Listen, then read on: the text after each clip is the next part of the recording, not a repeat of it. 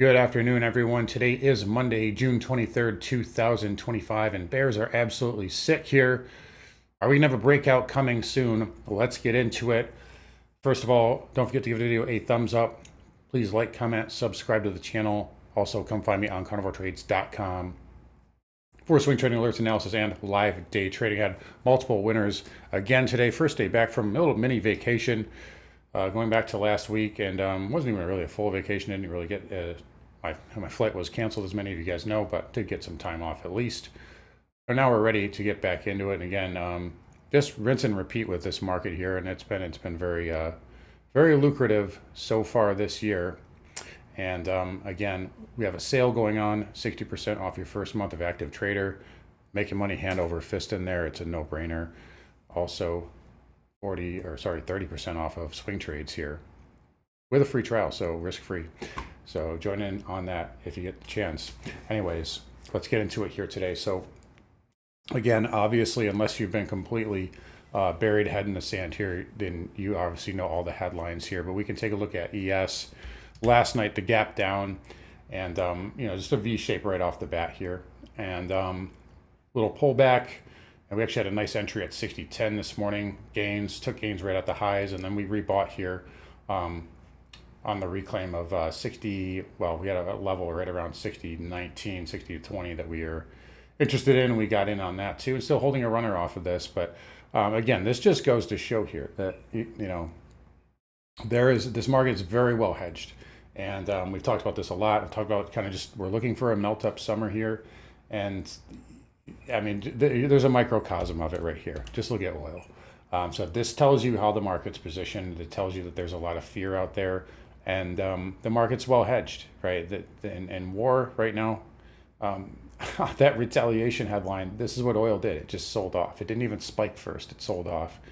So the market has priced this in very well. And I was just joking about this with members, but again, when they bring in Andrew Tate as the oil expert here, that's probably your sell signal, right? So I think the market, the stock market is very much like that right now as well. And you're going to see we're pinned inside of this range still. And I'm watching this level here around 59.50, which we've kind of been above, and we're holding that. So, bears have to be absolutely sick, right? We've warned about this. Don't short a market that's having a ton of liquidity thrown at it. And despite that, people still don't listen. This is what happens. So, that's the long and short of it right now. We also have a liquidity program coming up in, a week. And it's essentially QE, but for the Treasury instead of the Fed. So again, market's resilient, and we're looking for this range to break. Not tomorrow. We could even be down tomorrow. We could be down the rest of the week. We could even go down a little bit more. I would be, in favor of that. But I don't know if they're going to let I don't know if they're going to let you get in on this market. That's really what it's starting to feel like now to me, is that they're not going to let people in to this market here. We even have kind of a tightening range now in SPX right there in the short term. So we'll see. Again, there is some hedges down to 5,900 for Friday. We'll see if they try to drag it down there. By the way, just because I know someone's going to comment about it, but the JPM collar, just so you know, like that can expire out of the money. The premium paid for that is, probably at least like 100 points. So they don't need it to expire at 59.05. That said, it wouldn't surprise me if we drift back that way. But, that's for Monday. And I mean, that's only 100 points from here. So it's not like that would be a huge meltdown of any stretch. QQQ also, just kind of basing in this area as well, right? And has that similar look to the spiders as it usually does. But yeah, we're not far off all-time highs here. This is compressing here.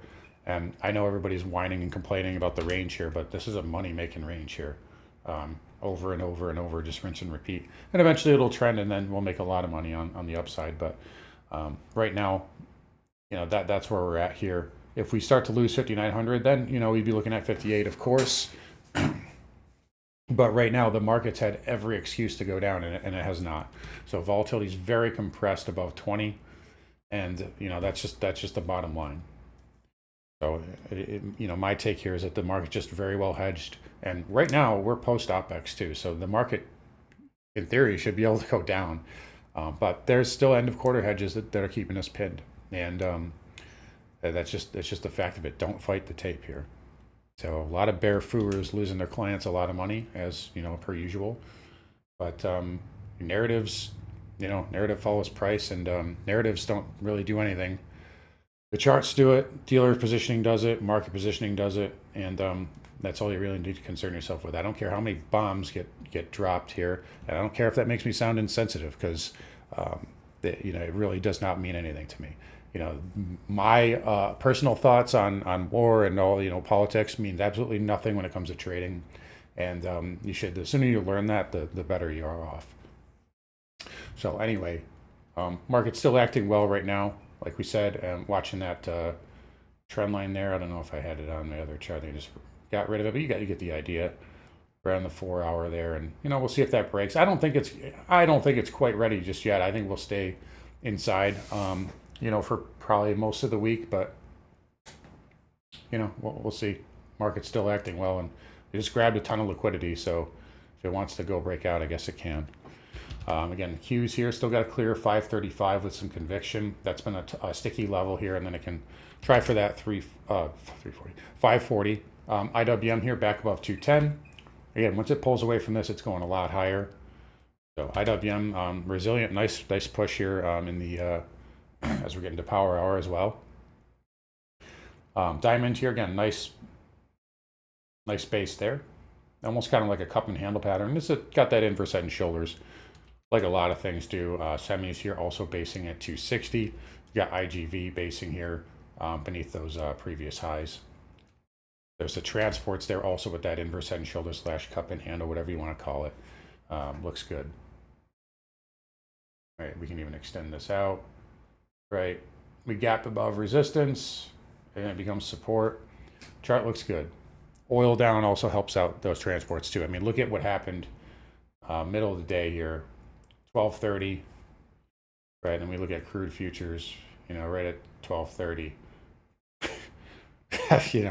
If that's not telling you things are priced in, I don't know what is. So,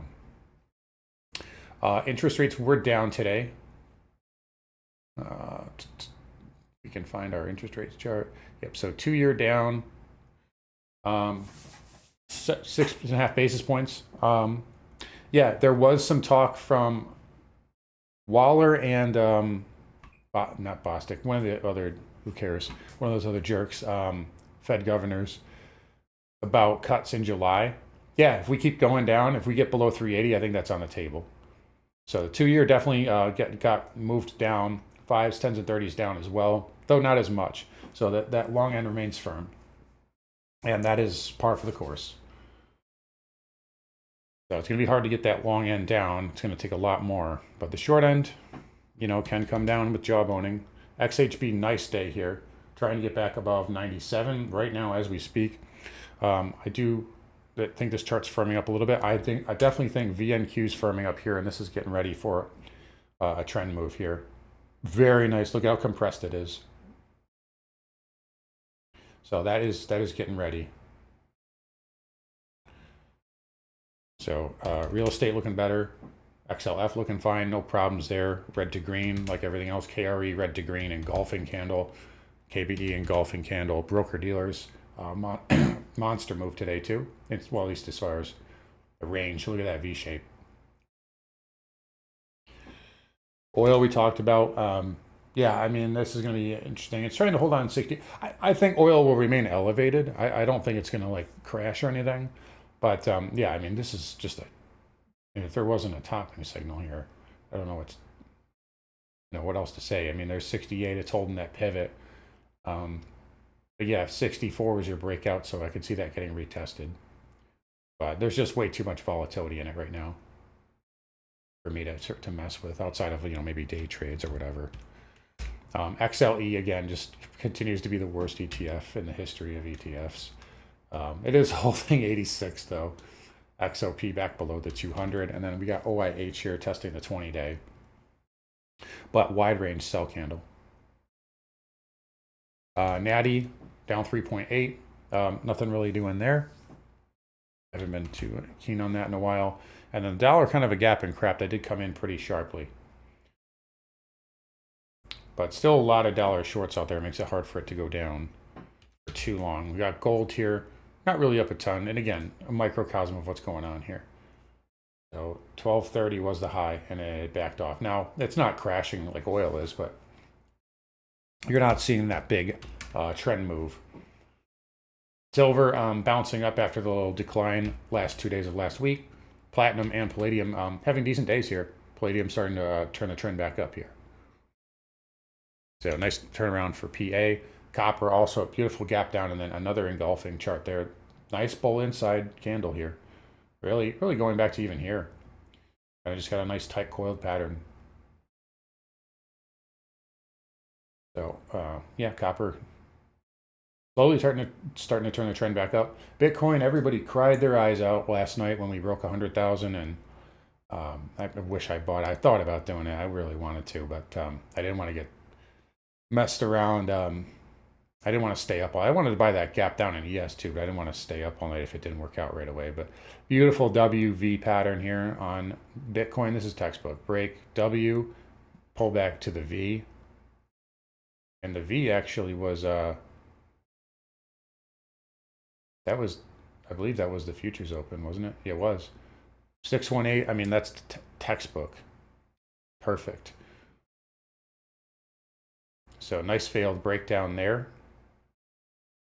And so much for all those tears that, you know, oh no, it's below 100,000.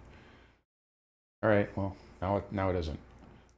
So if it breaks back below, you know, maybe it goes down to 96 again and into the 100 and 200. But again, it's really hard. Like, ideally, that's a great dip buy, right? And on ES, yeah, I would love to see it scope down to like 5,800, but I don't think they're going to let anybody in here. I think that's the theme right now. Still got to clear 105 to repair this, but yeah, it's looking fine. And again, gotta just look at the bigger picture sometimes. I mean, we could even probably like take that. That's kind of like parallel to this, right? I mean, is this just another bull flag, right? So everybody always has freaks out over these whole round number breaks, but all it did was spike the low and grab some liquidity. We'll see if it goes up there. But yeah, Bitcoin, you know, hanging on right now. So no issues. Spiders, again, held up too. Yes, the only problem I would have with this right now is I don't like how we just went straight up for 40 minutes like that. It was impulsive, but it does look like more of a short squeeze than anything. So it wouldn't shock me to see some more backing and filling tomorrow. Again, I don't think we're quite going to break out yet. But it's pretty close. You know, I think probably by end of quarter or beginning of next quarter, we should start to see that move towards fresh highs. So anyways, guys, I'll wrap up here again. You guys take care. Don't forget to come find me on carnivoretrades.com. I will see you guys all tomorrow.